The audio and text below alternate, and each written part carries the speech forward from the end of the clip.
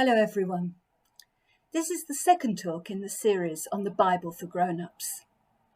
In my job as a university lecturer, I often have to correct exam papers on English literature. Sometimes these can be quite funny, particularly when the student has obviously not bothered to read the whole book about which they're writing. We ask first-year students to write a commentary on an extract from one of the books on the reading list. But it's very difficult to understand one passage if you don't know the whole book. And it's very easy to misunderstand who the main characters are, or to miss the main point of the story. This problem may also occur when we read passages from the Bible. For example, the passage we're going to look at today, which is in fact a poem, Genesis chapter 1, the very first passage in the Bible, has been the subject of a lot of arguments throughout history about whether the world was really created in 6 days, whether it was possible to have days before the sun was created, whether Charles Darwin's theory of evolution contradicts the Bible. However, for the original readers of Genesis, these points were supremely irrelevant, as they are not what the passage is really about. We'll read the beginning and the end of this passage to get an idea. In the beginning, when God created the universe, the earth was formless and desolate. The raging ocean that covered everything was engulfed in total darkness, and the Spirit of God was moving over the water. Then God commanded, "Let there be light," and light appeared. God was pleased with what he saw. Then he separated the light from the darkness, and he named the light day and the darkness night. Evening passed and morning came. That was the first day. Then God commanded, "Let there be a dome to divide the water and to keep it in 2 separate places." And it was done. So God made a dome, and it separated the water under it from the water above it. He named the dome Sky. Evening passed and morning came. That was the second day. And now moving on to verse 24. Then God commanded, "Let the earth produce all kinds of animal life, domestic and wild, large and small." And it was done. So God made them all, and he was pleased with what he saw. Then God said, "And now we will make human beings. They will be like us and resemble us. They will have power over the fish, the birds, and all animals, domestic and wild, large and small." So God created human beings, making them to be like himself. He created them, male and female, blessed them, and said, "Have many children, so that your descendants will live all over the earth and bring it under their control. I'm putting you in charge of the fish, the birds, and all the wild animals. I have provided all kinds of grain and all kinds of fruit for you to eat. But for all the wild animals and for all the birds, I have provided grass and leafy plants for food." And it was done. God looked at everything he had made, and he was very pleased. Evening passed and morning came. That was the 6th day. And so the whole universe was completed. By the 7th day, God finished what he had been doing and stopped working.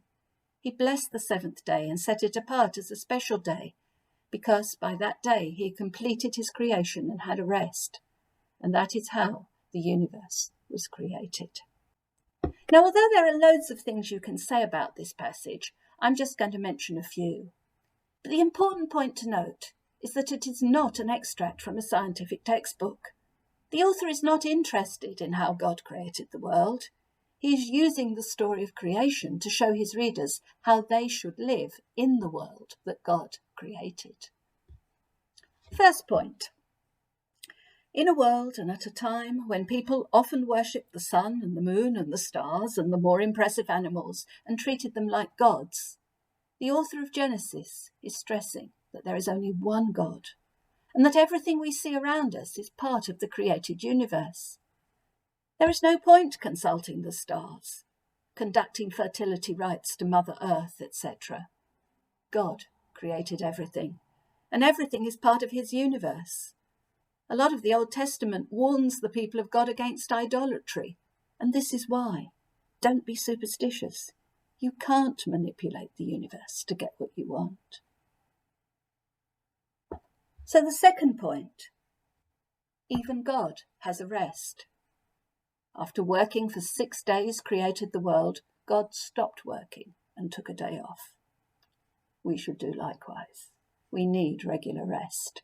And if you are an employer, you need to remember that your employees also need rest. God established the Sabbath day, 1 day in 7 of rest for everyone. This is why the world is created in such a way that people, or animals for that matter, can't go on working non-stop. The third point: humanity is created in the image of God. The word image used in Hebrew here is the same word as the word for a photograph or a reflection in the mirror. Every human person, and the author explicitly says both male and female, bears God's image. But what does this mean? It includes a lot of things. Humans are capable of rational thought. They can imagine and create. They can use language, just like God. But the most important thing is that because they are created in God's image, men and women can relate to him and reflect his light to the world. This is why human life is sacred. This is why every human being is worthy of respect. This is why we can see something of God in every person, and why every person can become a son or daughter of God. Later on, the Bible will show us that Jesus is the perfect image of God, and we are all slightly grubby, imperfect images.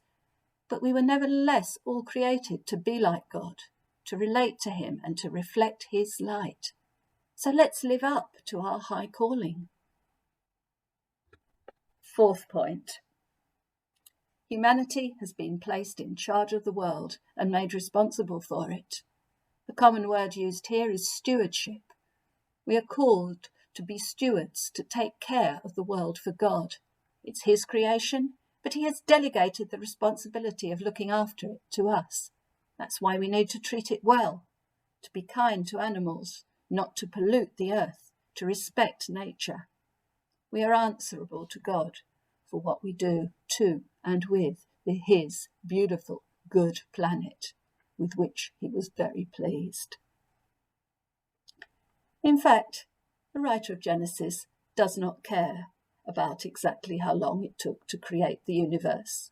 After all, Psalm 90 clearly states that a day is like 1,000 years to God. Nor does he care how the universe was created.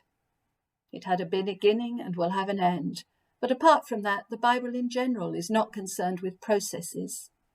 All biological theories should be judged by scientific criteria. They do not concern the book of Genesis. But Genesis does help us to understand who we are and how we should live. We, like everything we see around us, are part of God's creation. We are made in God's image to relate to him, resemble him, reflect his life, and to treat all other image bearers with respect. We are responsible for the world in which he has placed us and should care for it, but not overwork ourselves in doing so. We should take rest and enable those for whom we are responsible to rest too. This passage is the introduction to the Bible. It's the start of the great story. And if humanity had always lived in the light of creation as God had intended, everything would have gone well. The rest of the Bible shows us God's plan for when things went wrong and how he put them right again. But we'll hear more about that next week.